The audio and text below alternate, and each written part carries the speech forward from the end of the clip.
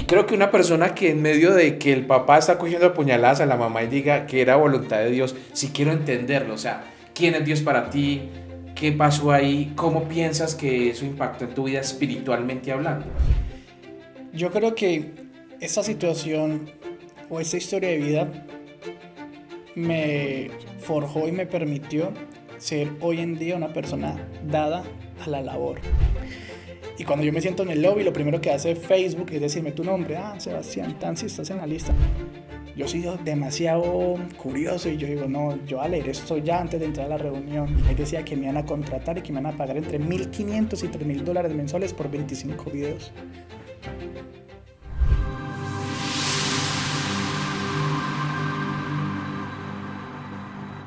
Bueno, bienvenidos a el capítulo número 11 de Podcast 1111, un podcast de otra dimensión. Oiga, este es el 11 y el 1111 quiere decir que este invitado va a estar espectacular. Así que yo quiero que recibamos con un fuerte aplauso a Juan Sebastián Herrera, por favor. ¿Qué más, mi viejo querido? Cuente a ver, ¿qué hay de cosas? No, Sebastián, muchísimas gracias. La verdad que he sorprendido porque casualmente ese es el número 11 cuando el podcast se llama 1111. Sí, gente especial en el Las 1111. cosas, las energías. Las energías. Bueno, primero, salud, vamos a tomarnos un cafecito aquí en el corazón del eje cafetero. Pero me va a saber raro porque tengo un holz en la boca. Bueno, un cafecito frío entonces, ya sabe usted que empieza diferente la mañana, pero no es importante el cafecito porque, miren, la gente lleva con nosotros 10 episodios, 10, y yo quiero que usted haga una confesión aquí pública y les diga, yo les he dicho muchas veces, aquí no hay libreto, aquí se rompió el libreto, los invitados vienen sin saber absolutamente nada, yo les digo, vamos que vamos a tomarnos un café, ¿es verdad o no es verdad? Créanme que no hay libreto literal, es algo que sale, que surge. Y hombre, si dicen las personas que están escuchando y viendo este podcast que hay libretos porque están escuchando algo perfecto, algo bacano, algo que conecta. Sí, están escuchando información de mucho valor y por eso piensan algunas personas, no, sí, deben prepararse antes de, le deben enviar a Sebas No. un guión. No, es totalmente natural. Empezamos a escuchar a la persona. Es un podcast de otra dimensión porque la información es una información profunda, es una información diferente. Es un podcast donde el micrófono está totalmente libre, sin prejuicios, nadie va a juzgar. Sin filtros. Sin filtros, pero más que eso es esa naturalidad de la persona, esa unicidad con el micrófono. Casi que las personas nos acompañen a tomarnos un café que normalmente nos tomaríamos en otro espacio, a hablar de esos temas. Y por eso bienvenidos a todos los que nos ven, un episodio especial, el episodio 11. Vamos a darle bienvenida a la gente que nos escucha por Spotify, o a los que nos están viendo por YouTube, o a los que ven los shorts también por Facebook y por TikTok, por cualquier medio que nos estén viendo. Bienvenidos a todos. Vamos a disponernos para este episodio 11. Y primero, antes que nada, para la gente que no sabe quién es Juan Sebastián Herrera, vamos a contarles quién es. ¿Cómo nos describimos, Sebas? Pucha, buena pregunta. ¿Dónde está el guión? ¿Dónde está el guión? ¿Quién soy yo? Yo en estos momentos soy un creador de contenido, me dedico a crear contenido en las plataformas digitales, pero más que quién soy en estos momentos es de dónde vengo, ¿cierto? Porque yo me volví un referente o me volví conocido en las redes sociales por la historia de vida que tuve con mi papá. Créanme que a mí no me gustaban las redes sociales, es más, las criticaba muchísimo porque decía que eran muy huecas, ¿cierto? Y en esa época, del 2016, una vez compartí una foto con mi papá, que ahora le cuento bien todo eso, y esa foto se volvió viral. Y de la nada, de imprevisto, golpe de suerte, cosas de Dios, no sé cómo llamarlo, cogí 58,000 seguidores y desde ese entonces me dedico a crear contenido, pero un contenido diferente. Bueno, ese es el de dónde viene. Y hoy, pues, hablaste del inicio, 58,000 seguidores. Hoy encuentran a Juan Sebastián Herrera con cuántos seguidores, cómo es su actualidad en... En este momento, 17 millones de seguidores en una sola plataforma y sumándolas todas, 20 millones de seguidores. Ok, 17 millones de seguidores. Estamos hablando de una plataforma principal. ¿Cuál es? Facebook. Facebook es mi plataforma digital, la que tanto quiero, la que cuido, es la madre de todas mis plataformas que manejo. De hecho, Cevitas, creo que llegaste a ser el número 1 de Facebook en Colombia. Ahora estás de número 2 después Número de dos. Jefferson Cosio. Correcto. Hace un año, literal, hace un año estaba número 1 y me mantuve número 1 en Colombia, el más seguido en Colombia. Pero Jefferson Cosio me arrasó, ya tiene como 20 millones de seguidores y me volví el segundo más seguido en Colombia. Bueno, entonces vamos a empezar ya que saben quién es Sebas, que su red fuerte es Facebook. Vamos a hablar de lo que tocaste allí, para que la gente no se quede como si nos está escuchando. Venga, ¿cómo así que el papá? ¿Por qué mencionó al papá? ¿Qué fue lo que pasó? O sea, de alguna u otra manera, ese es el inicio y pues tenemos que contarlo. ¿Qué pasó con tu papá y por qué esa foto es viral? Sebastián, pues básicamente yo vengo de una historia demasiado compleja. Mi realidad familiar y mi realidad en este mundo es la historia de un niño que crece en una familia con problemas de alcohol y drogadicción. Mi papá se dedicaba al tema del espectáculo, mi papá era DJ en la época de los 90 y en todo ese mundo conoció las drogas y en medio del consumo él tuvo un hijo. Entonces yo tengo como tal esos genes de drogas que por eso me cuido demasiado. Pero el consumo con mi papá lo volvió una persona demasiado agresiva. Mi papá fue cambiando. Mi papá era una persona que vestía súper bien, que cuidaba su casa, que consentía a su hijo. Estamos hablando los primeros 3 años de vida mío. Y cuando menos piensa, se volvió un hombre machista, maltratador, mal padre, que descuidó su aspecto físico porque el consumo, la droga, le cogió ventaja y perdió todo. Mi papá empezó a maltratar físicamente a mi mamá, pero no estamos hablando sin romantizar el maltrato, un empujoncito, no estamos hablando que mi papá llegaba drogado a la casa después de trabajar y la cogía del pelo y le daba contra la pared y le reventaba el tabique. Mi mamá inclusive tiene deformada la nariz porque el tabique se lo partía varias veces cada vez que llegaba drogado a golpearla. Eh, y ese fue el episodio de un padre que yo tuve, ¿cierto? A los 4 años, una vez mi papá, en medio de su locura, casi mata a mi mamá. Ese día para mí me marcó demasiado porque fue el día que parte mi historia de vida en dos, porque yo crecí con ese ambiente de maltrato, de drogas, pero mi mamá no se separaba de mi papá porque ella no quería quitarme a mí una figura paterna, pero ella misma se estaba haciendo daño. Y yo creo que muchas mujeres viven eso y es complejo porque muchas mujeres por no quitarle la figura paterna a sus hijos, eh, permiten muchas cosas en su vida. Mi mamá era una de ellas. Mi mamá un día, ese fue el episodio más fuerte de mi vida, eh, mi papá llega drogado y él siempre que llegaba drogado después de una presentación era un tema muy complejo porque buscaba la manera de contrarrestar su locura maltratando a mi mamá y eso no le importaba que yo estuviera ahí y era muy difícil porque yo era muy pequeño y entonces en vez de yo querer de que hubiera un fin de semana para salir a pasear, yo odiaba los fines de semana porque yo sabía que un fin de semana mi papá llegaba como tal drogado a golpear a mi mamá. Entonces esa infancia mía, esa niñez mía era una niñez muy compleja porque yo sabía que tenía un papá maltratador, un papá drogadicto y eso me permitía a mí no crecer, ¿cierto? Cuando ese episodio que partió mi vida, Dios, que mi papá llegó buscando supuestamente un amante de mi mamá y buscaba y olía algo súper bizarro, olía los papeles higiénicos que estaban en el baño, no sé por qué, llegaba y buscaba en la pieza, buscaba bajo de la cama, llegaba muy temprano, inclusive ese día yo iba a ir a estudiar, yo estaba viendo un programa de cristiano porque mi mamá que es de familia cristiana y, y llegó mi papá y como no encontró nada, dijo dónde lo tiene, dónde lo escondió y a pegarle a mi mamá. Fue ese día tan complejo porque mi mamá sacó fuerza donde no tenía y lo enfrentó y mi mamá nunca lo había enfrentado. Mi mamá siempre cuando llegaba a maltratarla, siempre se dejaba. Y ese día mi mamá lo confrontó, como que ya no podía más, ya no quería permitir más eso y cuando mi mamá lo confrontó, él lo que decidió fue coger un cuchillo de la cocina a apuñalarla. Eso fue muy traumante porque yo me acuerdo tanto que digo que son cosas de Dios. Él cuando se fue para la cocina a coger un cuchillo, nosotros nos sentamos en el mueble, tenemos unos muebles en cuero, y mi papá cuando mandaba la puñalada, sin importar que yo estuviera ahí, las puñaladas iban para los lados y para los otros lados. Entonces el cuerpo de mi mamá estaba totalmente quieto del susto y mi mamá me estaba protegiendo.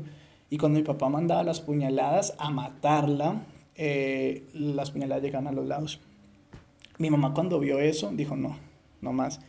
Quitó las llaves porque él nos había dejado con doble seguro, las quitó, no sé cómo hizo y me dejó a mí a él con él. A veces digo Dios es muy grande porque en medio de su locura mi papá hubiera podido irse en contra mía y hubiera podido pasar una tragedia y no estuviera por acá yo contando esta historia. Pero el propósito de Dios pasa por algo y algo estaba pasando ese día que mi papá apenas mi mamá se va y lo deja con doble seguro conmigo. Mi papá se derrumba, suelta el cuchillo. Él había cogido el cuchillo también por la parte del filo y se había cortado la mano. Y empieza a llorar, a pedirme perdón. Llega la policía, se lo lleva, pero mi mamá nunca le ponía denuncia, entonces lo sueltan. Pero ese fue el último día que mi papá vivió con mi mamá. Ahí parte mi vida en dos porque a partir de ese momento empiezo a tener un papá en condición de calle. Fue muy difícil, Sebastián, fue muy difícil tener un papá en condición de calle porque yo tenía a mi papá en la casa, yo lo veía súper bien y luego verlo en un andén con una cabulla, sin camisa, para mí fue muy traumante. Y así resumiendo todo ese tema de la niñez y la adolescencia, yo crecí con un papá en condición de calle y a mí nunca me avergonzaba mi papá, porque mi mamá nunca me inculcó odio hacia él.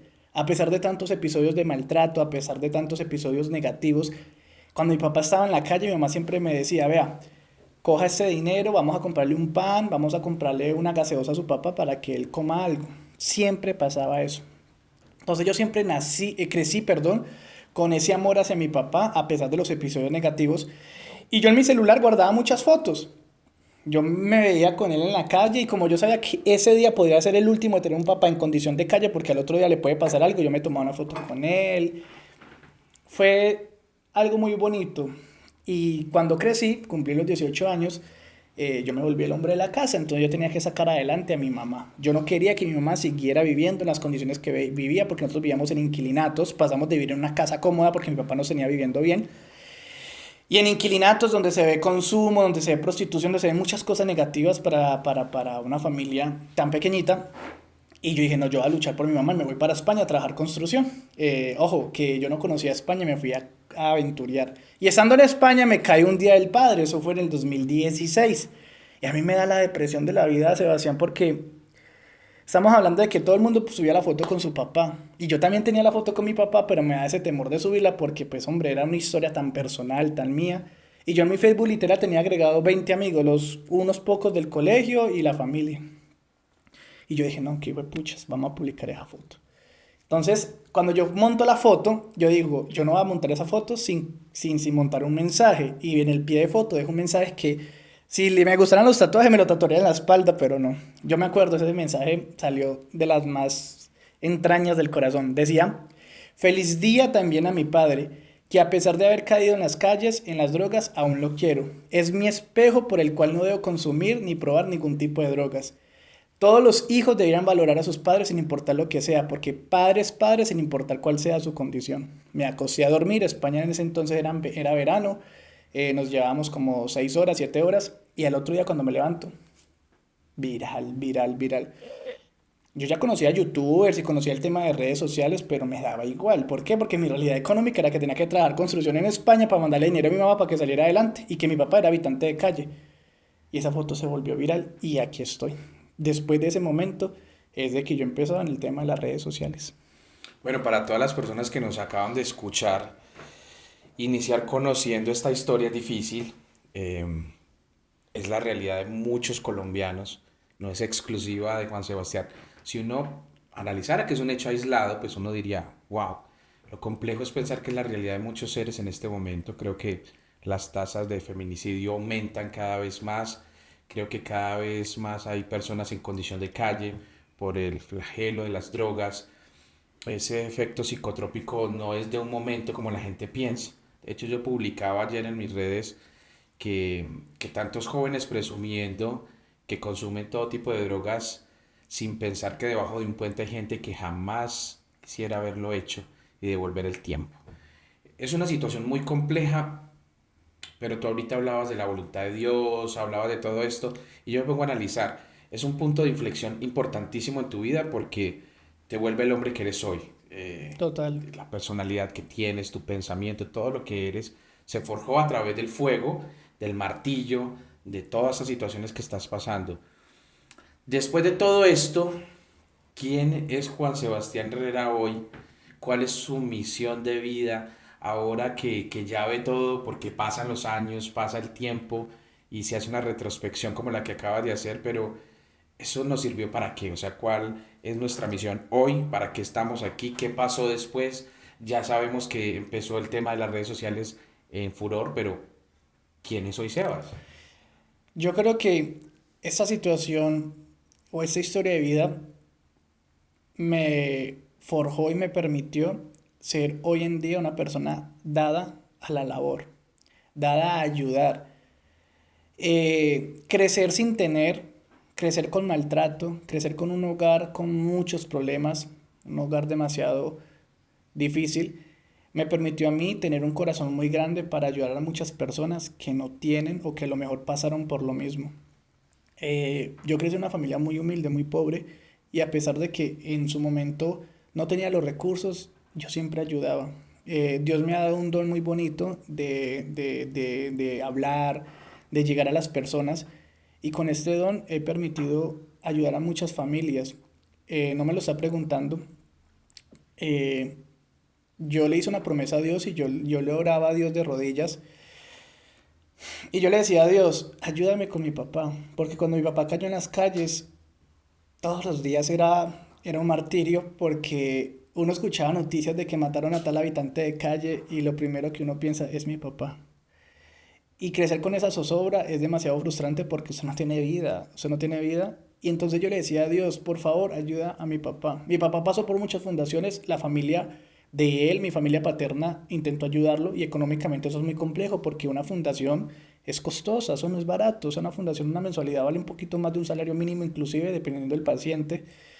Y mi papá siempre se volaba, siempre se retiraba. Entonces la familia paterna perdió esperanzas. Y mi familia materna creció con ese, diría rencor de tanto maltrato y nunca hicieron como tal una recolecta para ayudarlo, ¿cierto?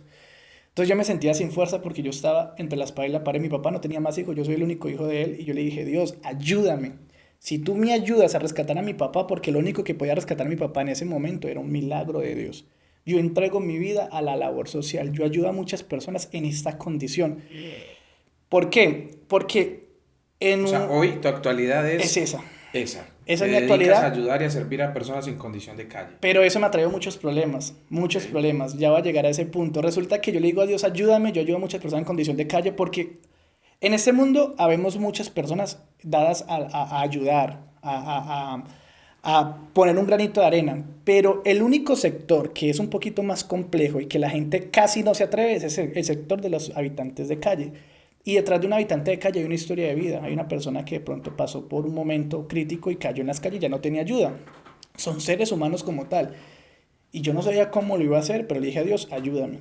Y Dios me da la bendición que de un momento a otro las redes sociales mías llegaron a un punto muy alto por la historia de vida de mi papá y eso me cambió la vida.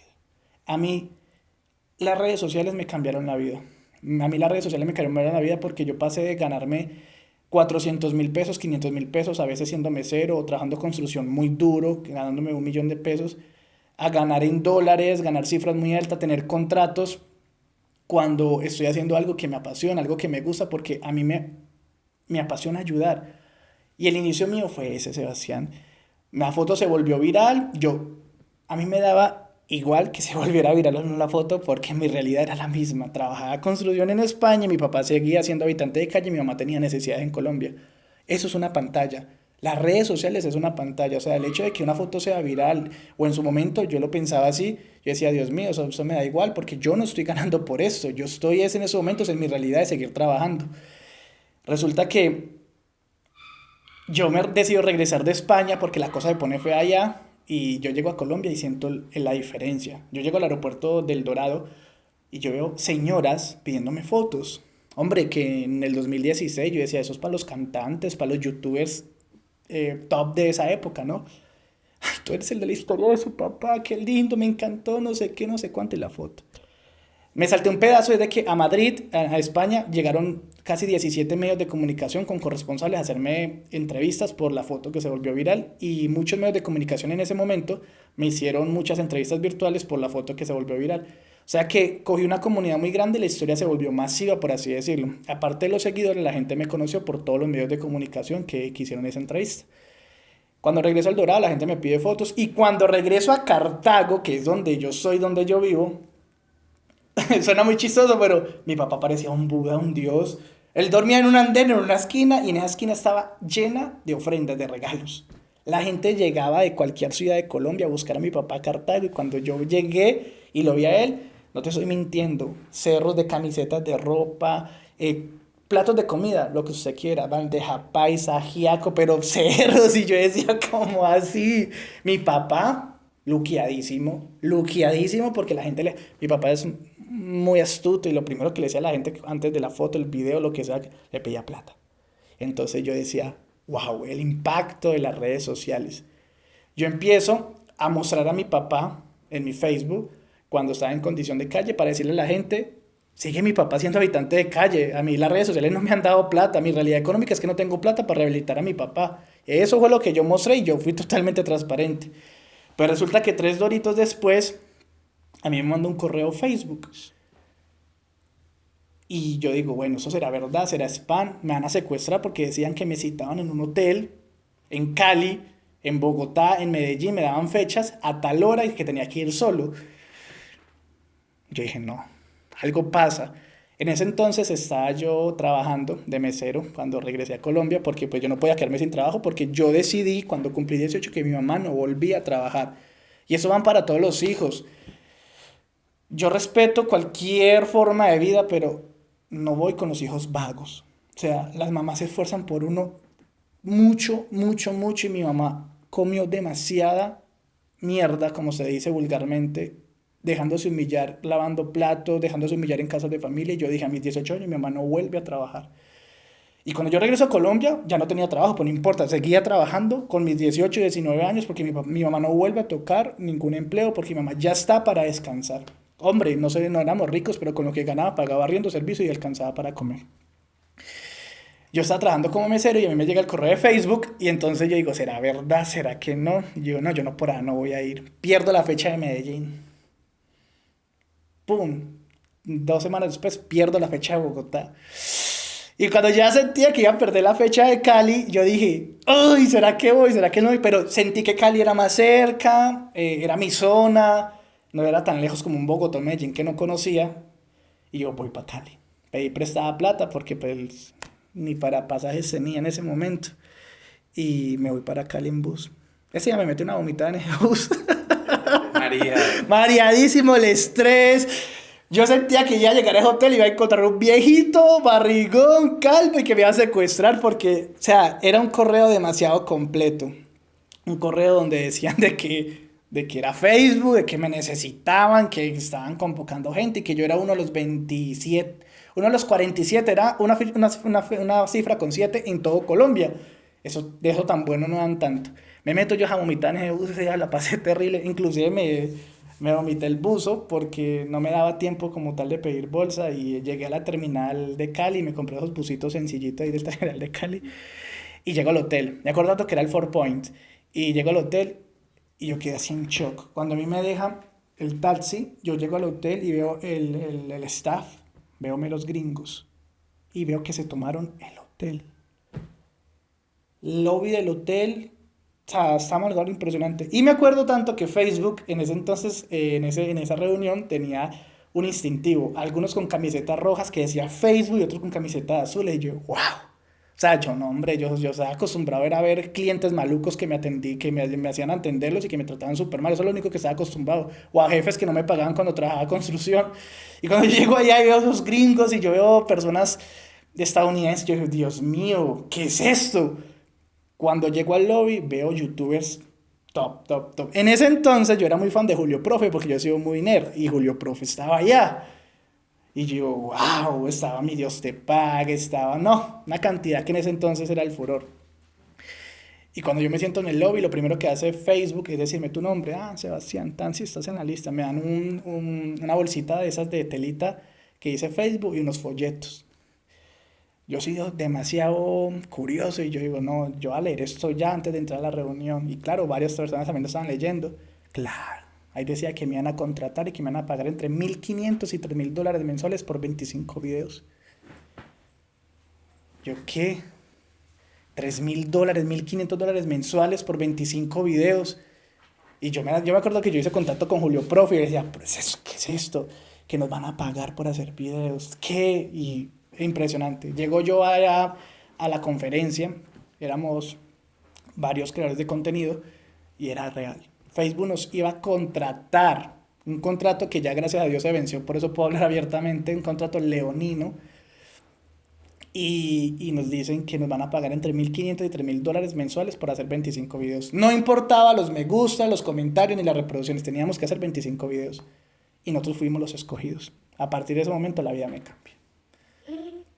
Pero mira que de todas las historias que estás contando y de todo lo que pasó y el furor de todas las redes sociales, yo quiero, digamos que el podcast 1111, como los que ya vienen escuchándonos, tiene un sentido muy profundo, por eso decimos que es un podcast de otra dimensión. Yo de pronto sé que esta historia para las personas que han seguido Juan Sebastián Herrera, o si se meten a Google hoy y empiezan, van a conocer mucho de esta información, porque creo que, como tú dijiste, fue muy mediático el tema, muchas personas lo cubrieron, muchas personas te entrevistaron. Yo quiero de pronto irme por otro lado, yo quiero como preguntarte ya a otros niveles. Ya conozco la situación, ya me contaste que ahora eres un servidor, que estás trabajando de hecho con esa misión, que es muy particular porque empiezo a revisar historias de personas, por ejemplo, que tuvieron un hijo con cierta enfermedad, de esas enfermedades raras que no existen en el mundo y el papá ya después de que el hijo sufre esa enfermedad o muere por esa enfermedad, coloca una fundación para ayudar a niños con esa enfermedad y empiezan a recolectar fondos y empieza todo un trabajo. Y eso me hace como pensar que a veces el maestro es la enfermedad, a veces el maestro es la situación El caótica, dolor. el dolor. Lastimosamente muchos elegimos ese tipo de maestros y yo inclusive he dicho mucho, y yo digo, si el dolor es tu maestro, porque solo ante el dolor te sensibilizas, entonces va a seguir siendo el dolor tu maestro. Si solo ante la tragedia, como que entiendes tu fragilidad, entonces las tragedias van a ser tu maestro. Pero el día en que no sea el dolor ni que sea la tragedia, sino que sea la vida misma tu maestro, pues entonces ya vas a dejar de vivir ese montón de situaciones, porque tú mismo vas a ser el maestro. Así es. Después de haber entendido este concepto de lo que la gente vive y que empieza a tener ese objetivo de vida de acuerdo a eso, yo te quiero preguntar es, ¿qué pasó contigo a niveles más profundos? O sea, por ejemplo, mencionaste Dios. Ahora, dentro de eso que dijiste, fue voluntad de Dios. Eso es muy difícil decirlo cuando es algo negativo, porque la gente normalmente dice, Dios, hágase tu voluntad en el cielo como en la tierra, pero que no llueva, pero que me den el trabajo, pero que me salga todo ya, No, así no pero es. ya, por favor. Mm. Entonces, hágase tu voluntad diciendo que hágase la mía. Eso es más o menos así. Cuando la gente está en una clínica y hay un familiar enfermo adentro y le dice, Dios mío, por favor, ayúdalo, que yo voy a serte fiel, yo voy a orar, y no pasa eso y la persona se muere, eso normalmente como que crea una dinámica, un paradigma en la mente de las personas y es, Dios no existe, voy a ser ateo, ¿por qué no me ayudaste en mi momento de dificultad? ¿Por qué no me ayudaste cuando estaba mal? Y creo que una persona que en medio de que el papá está cogiendo a puñaladas a la mamá y diga que era voluntad de Dios, si quiero entenderlo, o sea, ¿quién es Dios para ti? ¿Qué pasó ahí? ¿Cómo piensas que eso impactó en tu vida espiritualmente hablando? Yo digo que es voluntad de Dios porque muchas veces en nuestra realidad, en nuestro presente, no entendemos muchas cosas de nuestras vidas. Y ahora después de tanto dolor que viví, de tanto sufrimiento, de tanta situación negativa, entiendo el porqué, el propósito. Para mí Dios es la base de mi vida. Para mí Dios es la base total de mi vida y yo siento que sin Dios yo no llegaría al punto donde he llegado. Y si Dios me llega a quitar todo lo que tengo, lo voy a saber entender porque Dios tiene propósitos mucho más grandes en nuestras vidas. Hay veces en situaciones personales, emocionales, laborales, económicas, que pasamos por una situación negativa y como usted decía, empezamos a decir, Dios, por favor, ayúdame, porque si tú no existes de nada, Así no es. Se convierte en un dios bombero que lo llamamos cuando estoy en una Total, dificultad en el fuego. total. Se vuelve un Dios de conveniencia y Dios no es un Dios de conveniencia. Yo me acuerdo tanto que aún estando pequeño yo le decía a Dios, si tú me ayudas, yo hago esto. Y yo digo ahorita, wow, lo que es el pensamiento humano, ¿no? El pensamiento del momento. Resulta que mi vida ha pasado por muchos momentos y entre esos momentos está la historia y lo que vi a raíz de mi papá. Si eso no hubiera pasado en mi vida, si esa situación no hubiera pasado, mi realidad ahorita hubiera sido totalmente diferente. Inclusive, posiblemente podría atreverme a decir, viviendo en tanta cosa negativa que yo viví en sectores, hubiera podido ser también un drogadicto. Tú Pero decías que lo sentías inclusive en tus genes. sí, Por eso le has subido tanto al tema, también lo tienes tan... cuando mi mamá quedó embarazada, mi papá ya era drogadicto.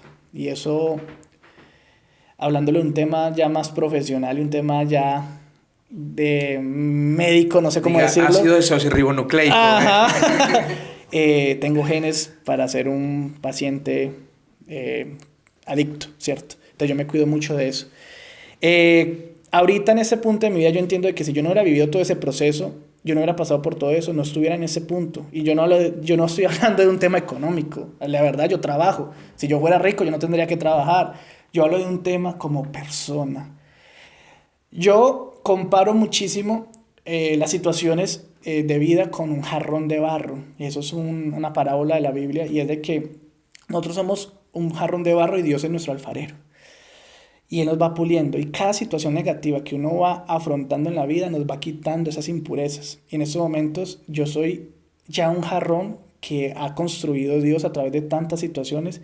Y como humano, como persona, yo soy lo que soy ahorita porque Dios me lo ha permitido. Dios permitió muchas cosas en mi vida negativas y no solo la de la de mi papá, mi mamá fue alcohólica. Mi mamá, cuando mi papá cayó en la indigencia, yo crecí con mi mamá se volvió una mujer alcohólica y me maltrataba también. O sea, ya a mí me deberían sacar una novela de Caracol porque es demasiado complejo. Mi mamá me pegaba demasiado porque llegaba borracha a la casa y me cascaba, y yo siendo un niño. Guionistas de Caracol, por favor, escuchar este podcast. Me cascaba, mi mamá me pegaba horrible cuando llegaba borracha y estamos hablando de que no es una cachetadita, era que me aruñaba la cara y yo llegaba al colegio, eso pasó por... No, eso es una cosa muy impresionante. Y todas esas cosas que me pasaron en mi vida me han permitido ser el humano, la persona que soy, el ser humano que soy y me dio un propósito en mi vida. Yo siento que muchas personas diariamente a veces pasamos por crisis existenciales y una vez se pregunta, ¿no? ¿Cuál es mi propósito en la vida? Yo siento que todo eso negativo me dio un propósito a mí. Y mi propósito es ser un servidor. Mm, no soy la persona... Pero ojo, el que lo ve así, el que lo ve como que la situación es un propósito, porque hay personas que están estancadas en la situación y no ven absolutamente nada de la situación, porque, ¿por qué me pasa esto a mí? Pero nunca lo que tú hiciste, que el para qué hay detrás, qué El trascendencia por tiene, qué. que es desde un centro lo más importante de la situación. De hecho, si alguien está viviendo una situación negativa en este momento, debería advertir primero que no es exclusivo. O sea, lo que le está sucediendo a usted le sucede a millones de personas en el mundo. Total. Y eso que a usted le está sucediendo, si usted lo interpreta, cuál es el sentido de esto, por qué me está pasando, puede pasar lo que pasó contigo y encontrar un propósito detrás de la situación, que es difícil. Ahorita estás hablando de la parábola del alfarero y yo me acuerdo mucho de algo de Oriente, que es sobre las grietas. Y es cuando se cae el jarrón y se quiebra. Yo sé que muchas de las personas que me escuchan y me están viendo en este momento se han quebrado.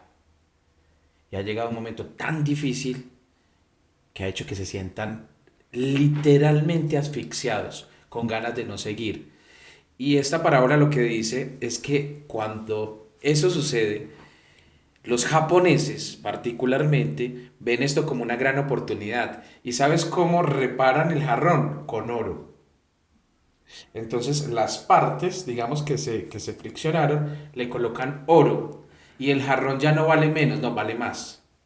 Pero es un jarrón que se partió, no, es que el jarrón lo hace más valioso, las grietas que tiene, esa caída que tuvo, porque lo hace ya tener una experiencia diferente para las personas y esas grietas ya con oro ya hacen que cobre más valor en el mercado.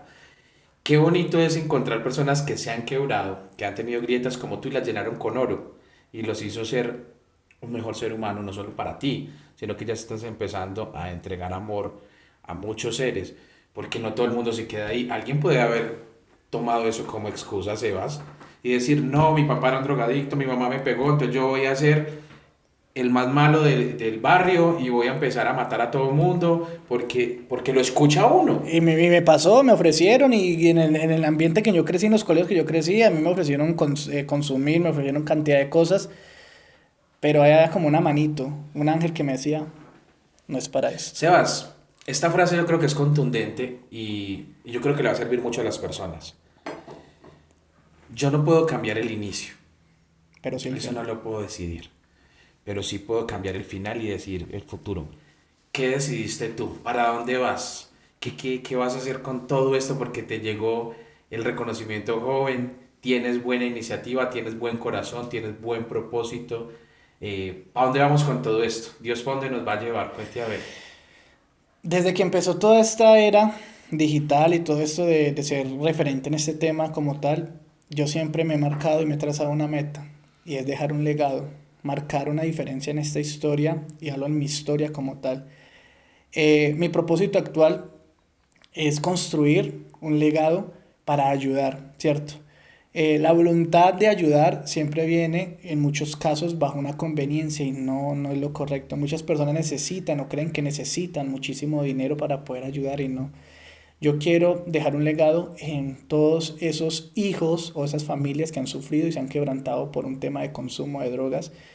Le he pedido mucho a Dios que me oriente, me ayude a construirlo y siempre mostrar lo positivo, Sebastián. Ese ha sido como mi propósito en esta vida.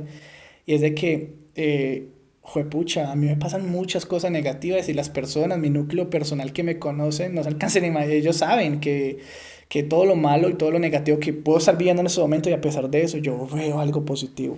Y siempre trato de inculcarlo muchísimo. Yo quiero dejar un legado, Sebastián, un legado en este mundo, en esta tierra, en este país, para todas las personas que han pasado con este flagelo de consumo de drogas.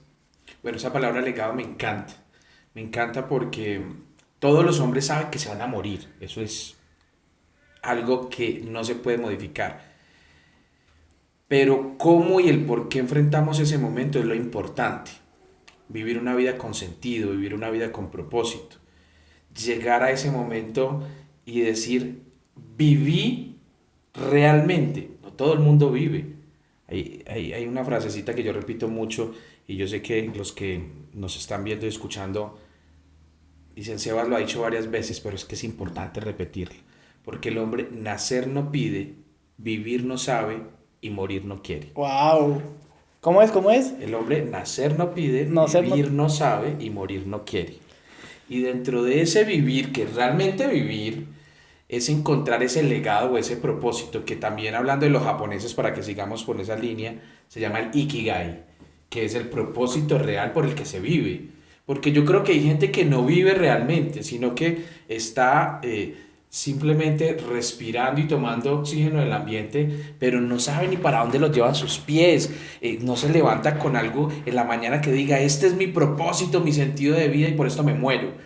Creo que se dejó de tener intención en el corazón, de propósito, de existencia real. Y cuando escucho a alguien como tú, que ha sufrido tanto, pero también a la vez que ha sacado de ahí lo mejor, pues trajiste lo mejor de esa situación y hoy dices, yo quiero cumplir con mi legado.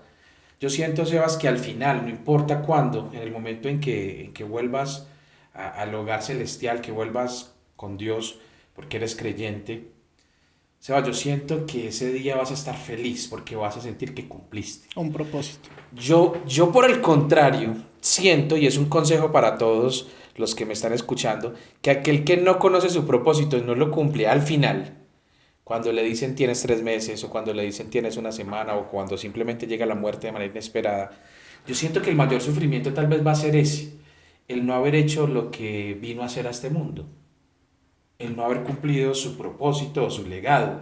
Creo que uno sufriría más por lo que no hizo que por lo que hizo. Se habla todo eso y me pone como, uy, pucha, es muy profundo porque yo siento mucho miedo de eso.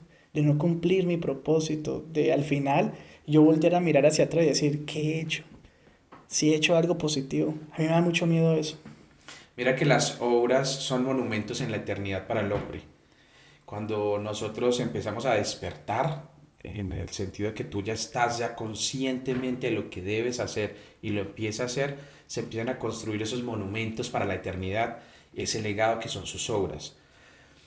Y es muy bonito porque te empiezas a volver eterno, porque empieza ese legado a continuar generación tras generación tras Total. generación. Y vamos a hablarlo francamente, si usted tiene hijos o hijas, o si ya es abuelo y tiene nietos o nietas, pregúntese lo siguiente, después de su muerte, ¿cuántas generaciones van a recordar su nombre? Y si usted dice eso, dice, bueno, ¿y cómo se calcula? Pues calcule hacia arriba de usted. Por ejemplo, Seba, dígame el nombre de su tatarabuela. Ni idea. Entonces empieza usted a decir, bueno, le sumo 2 generaciones. Pero cuando hay personas que dejan legados, como un ser que vivió hace 2024 años, como Jesús de Nazaret, que en 3 años de vida pública, de los 30 a los 33, partió la historia de la humanidad en dos, se dice antes de Cristo, después de Cristo, porque vivió en esa época, o un ser como Confucio en Oriente, que vivió hace más de 3000 años. Y ojo lo que les voy a contar a los que me están escuchando. ¿Cómo te parece que vivió hace más de 3000 años y los descendientes de Confucio, cuando llegan a un lugar todavía en China, todavía los reverencian porque su familiar directo fue Confucio? O Wow. sea, por las obras de ese personaje que vivió hace tantos años y de ese linaje todavía le reverencian a su familia. O como un ser como Siddhartha Gautama, que muchos lo conocen como el Buda, Buda Sakyamuni, que vivió hace 2500 años y generó obras. Y yo me pongo a pensar estos seres que hoy son reverenciados, que sus palabras se inmortalizaron, ¿qué hicieron? ¿Qué lograron? Y hacía un idea con esto, miren, yo digo, ellos lograron algo increíble y fue vencerse a sí mismos. Otros seres que vencieron a otros que son fuertes, por ejemplo, como Simón Bolívar, o como Alejandro Magno, o como los que tenían grandes imperios y grandes ejércitos y arrasaron, sí son recordados, pero de hecho Bolívar tiene una plaza en Pereira, el Bolívar desnudo al sol y al agua y todo el tiempo las palomas encima, pero ahí al frente, en Nuestra Señora de la Pobreza, en la iglesia, está Jesucristo cubierto y siendo reverenciado. Entonces hay una diferencia entre el que vence a otros, que es fuerte, Ujú. con el que se venció a sí mismo.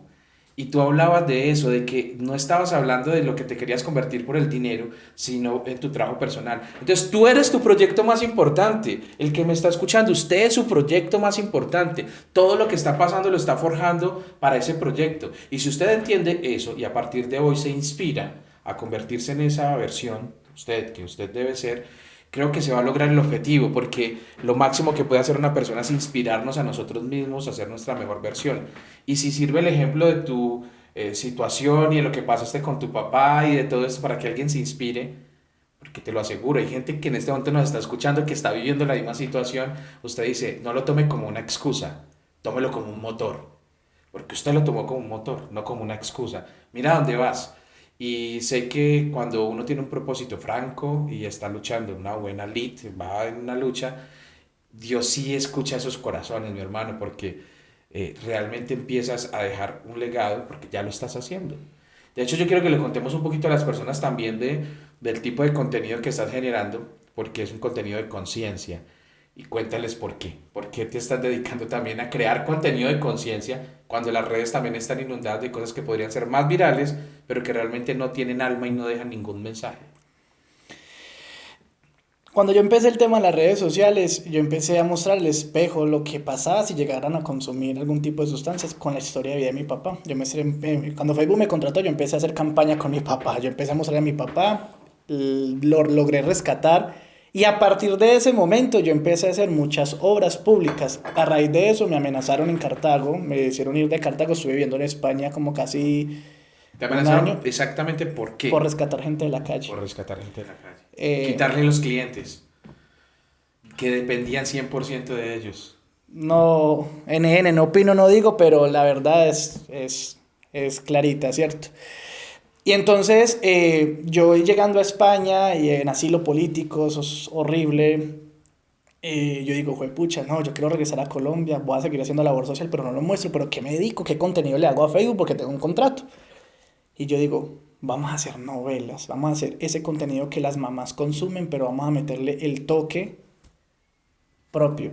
Y entonces resulta que yo hacía un tema que eran los celos y mostraba 3 situaciones de celos, ni siquiera tenía una historia el video, ¿cierto? Entonces yo empecé, yo llamaba a mis primas, a mi mamá fue la protagonista de muchas historias mías. Y yo dije, bueno, y yo al final del video voy a salir hablando de ese tema. Hombre, yo no he estudiado, yo me gradué porque Dios así quiso, pero yo no era para no haberme graduado. Y al final del video yo salí hablando como un ser humano, como una persona sin léxico, no una persona sin estudios, pero dando mi opinión desde una parte más espiritual, ¿cierto? Y yo hablaba de los celos. Primer video, súper viral. El primer video fue los celos.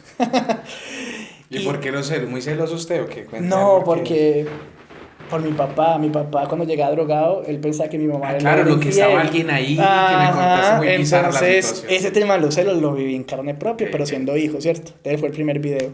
Y ahí en adelante hice videos de prevención desde el tema actuado, desde el tema novela, ¿cierto? Entonces yo hice la historia de un pelado que cayó a las calles porque no le hacía caso a la mamá a la mamá y consumía. Y empecé cada video, pero resulta que yo vi que mi contenido, al ser diferente, gustaba. Y yo dije, por aquí me voy. Porque resulta que las redes sociales en ese entonces y ahorita estaban inundadas de contenido hueco, de contenido que no aportaba. Yo decía, wow, cómo desde el entretenimiento puedo dar un mensaje, sería lo importante, ¿cierto? Entonces de ahora en adelante yo lo que hago es hacer una novela y en la mitad de la novela yo siento al protagonista de una manera celestial, de la nada, o al antagonista y le doy 3 consejos. Supongamos que la novela se trata de una esposa que se cansó del marido porque el marido no le prestaba atención y no la hacía sentir bien y entonces el marido le monta los cachos. Entonces yo en una novela de esas o en un cortometraje de eso siento al esposo y le hablo de la esposa, le digo los propósitos, y le doy 3 consejos. Entonces al final del video lo vuelvo positivo, él sí se da cuenta después de ese consejo y se reconcilia con la mujer. O viceversa, aconsejo a la esposa, le digo, bueno, deje ese marido porque no sé qué, no sé cuántos. Y eso ha marcado como tal una diferencia en las plataformas digitales y eso es lo que me ha llevado a tener 17 millones de seguidores. ¿Qué pasa? De que yo siento que estoy haciendo algo diferente. No, y tener un modelo de negocio, porque todo hay que hablarlo para que la gente interprete, de creación de contenido estructurado, pero con propósito, duro de conseguir. Difícil de conseguir y lo más bonito es de que se vuelve algo demasiado apasionante porque yo soy el Venga, y guionista de mis paréntesis propias ahí, historias. y los actores estos naturales, porque usted dice actores y yo imagino RCN, Caracol, el que estudió por allá, conseguir a alguien así de Cartago y decirle, venga, usted va a ser de la mamá, usted va a ser del papá, ¿eso qué? Voy para allá. Resulta que cuando yo empecé, mi familia eran los protagonistas. Mamá, vas a ser actriz, Y felicitaciones. mi mamá era así bloqueada. Hijo, quiero que venga a almorzar. Y yo, no importa, vamos a montarlo así. Era lo que tenía en ese momento, ¿cierto? Luego, al ver eso una fuente de ingresos principal, al ver un modelo de negocio, yo empecé a volverlo un trabajo.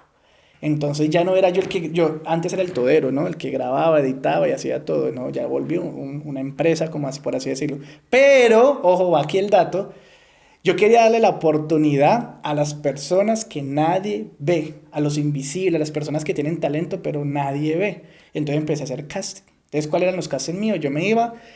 Yo soy demasiado charlado, ¿cierto? Yo charlo muy charlón. Y yo me iba a la señora de las arepas, compraba la arepita y le ponía charla. Y yo me volví un cazatalento. ¿Usted no le gustaría, señora, ser actriz? Literal. Pero cuando veía que la señora tenía esa chispa, actriz, sí, la señora se ganaba. Ya volteando el arepa, sí, sí, me gustaría. La señora ganaba vendiendo arepas mensualmente 400.000 pesos, 500.000 pesos. Yo por un video pagaba 300, 400.000 pesos por un solo video.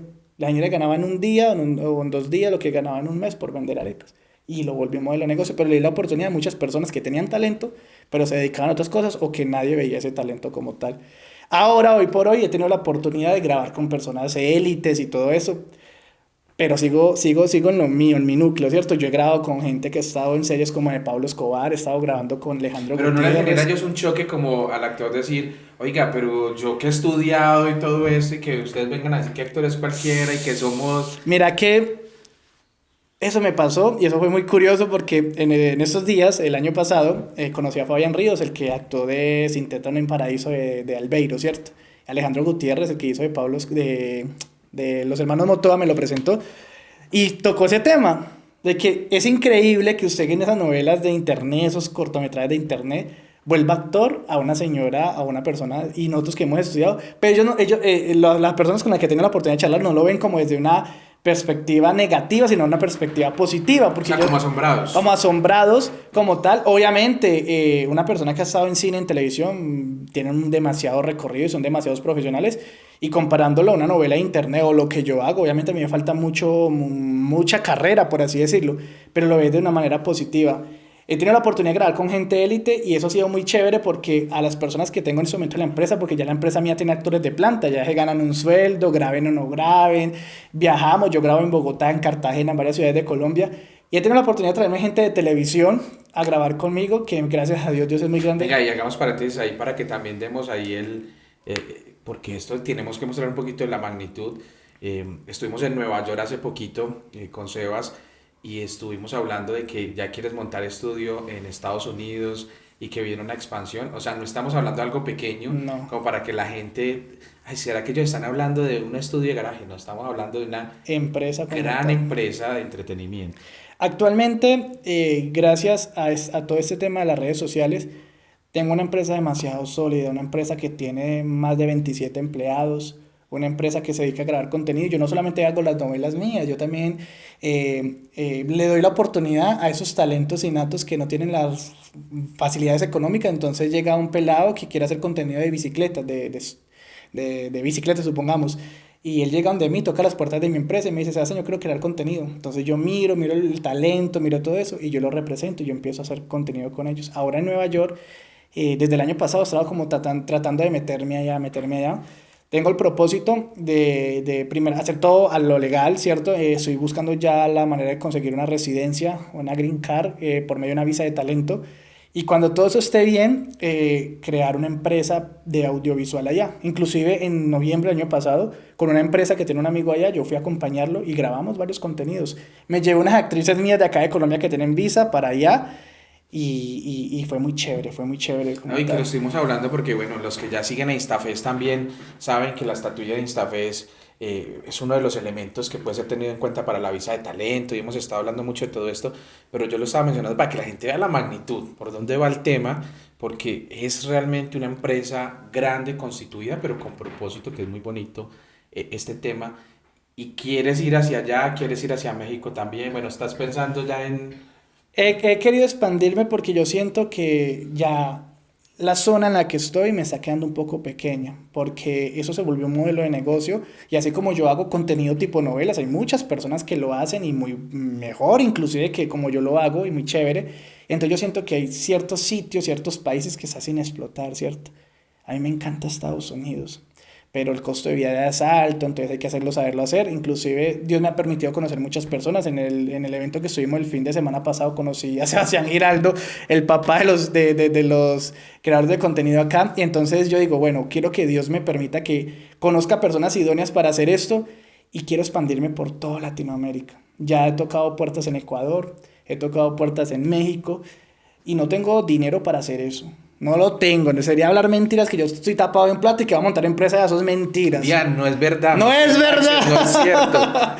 Es mentira decir que tengo plata para montar algo allá, pero sé que cuando las cosas se dan y Dios le abre puertas a uno, sale plata y sale todo de donde no es. Ojo, estamos hablando de que por medio de las redes sociales uno puede hacer todo ese tipo de cosas. Las redes sociales le dan la oportunidad a uno para hacer muchas cosas, sino que haciéndolo de una manera organizada. Hay unos muñequitos, Sebas, que se llaman Ratatouille, Ujú. ¿cierto? Yo tengo dos hijas, entonces yo veo muchos muñequitos, demasiado. Y en Ratatouille había un chef llamado el chef Gusteau. Y dentro del libro, pues ahí la historia de los que se la han visto, los que no véansela, es un ratón que cocina. Ajá. Entonces el ratón apasionado por el tema de la cocina, del chef, que es un chef internacional, con un libro donde dice, cualquiera puede cocinar.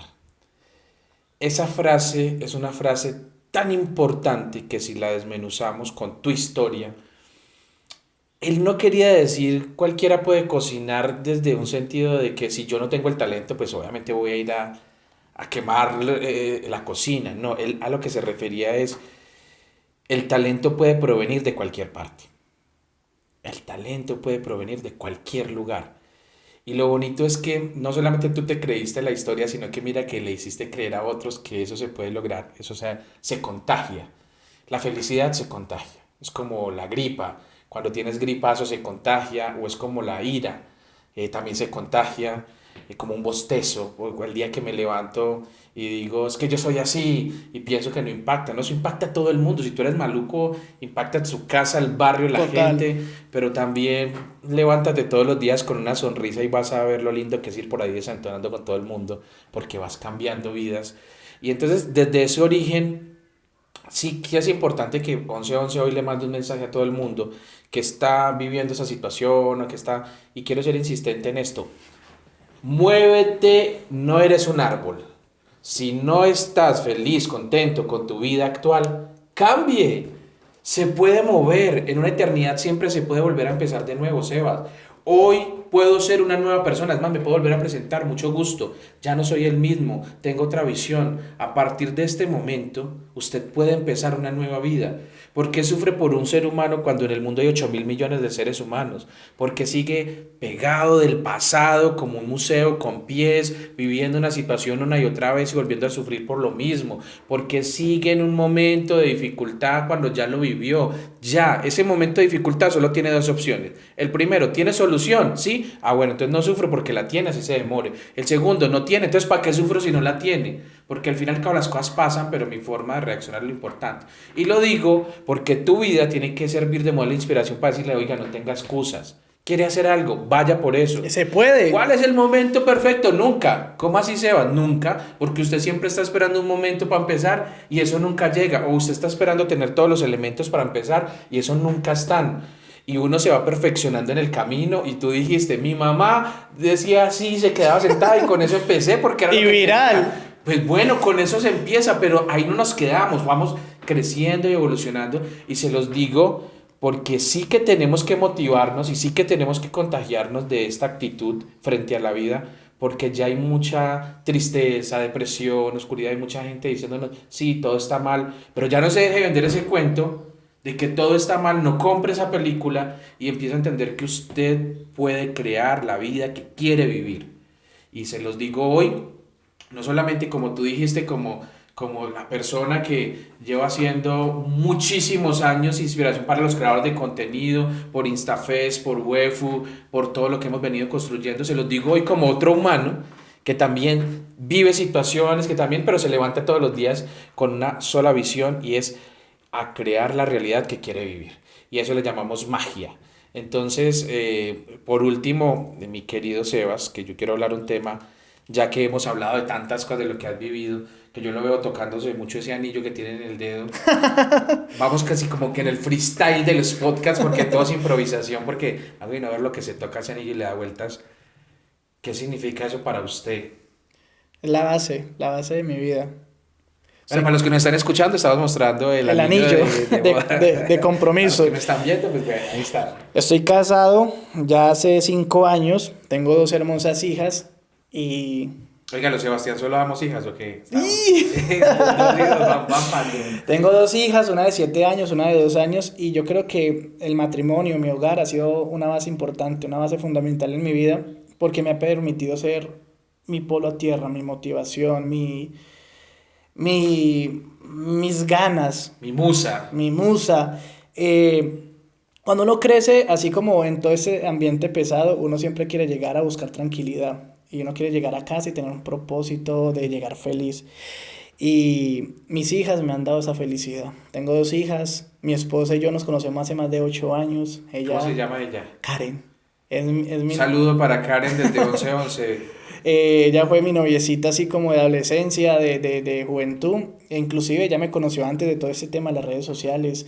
Eh, y este matrimonio para mí ha sido Ah, ok, una base son novios fundamental. antes de las Mucho redes. antes de las Ok, redes. ok. Yo con mi esposa he pasado tantas cosas, Sebastián, pero tantas.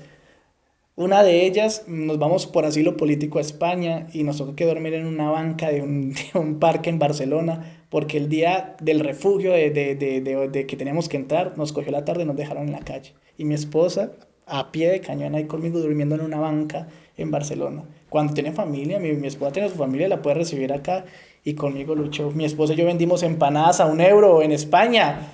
para conseguir plata porque no teníamos cómo. Mi esposa vivió conmigo lo bonito, lo feo y lo más feo.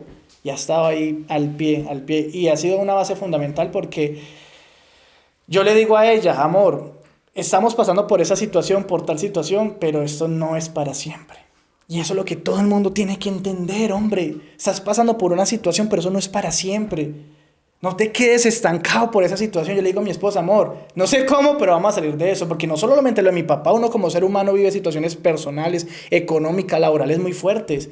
Mi esposa ha estado para mí ahí. Y ha sido muy bonito, Sebastián, porque cuando uno se casa, yo lo veo desde una parte demasiado diferente, a uno le cambia la vida. Antes de casarme, antes de todo ese tema de las redes sociales, antes de todo lo que pueda ser público, yo era demasiado vacío, demasiado vacío. Yo crecí con tantas heridas y era tan vacío que todos los días uno se levantaba como que, ¿y ahora qué? ¿Qué me toca? Y cuando yo conozco a mi esposa, cuando yo conozco a Karen, yo siento que la vida me dio un clic diferente. Cuando yo me caso, la vida me da un clic diferente.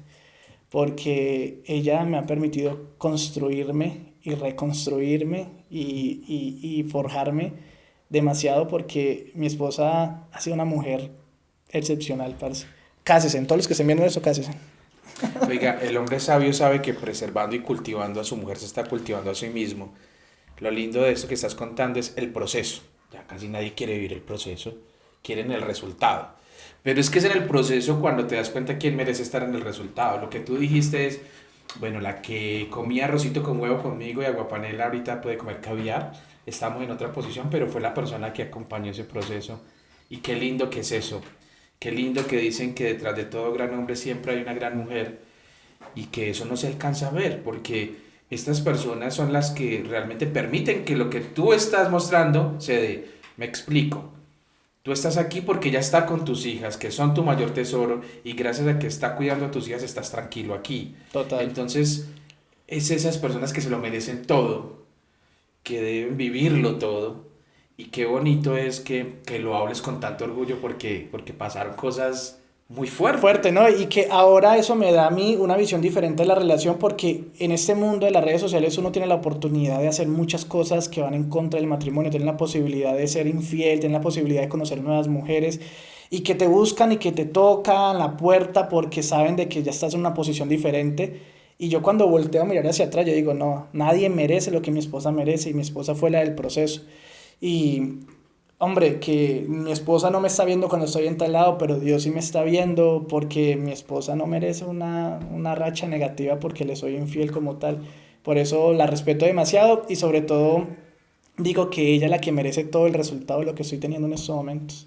Bueno, ese es un mensaje muy lindo para concluir el podcast del día de hoy, el amor.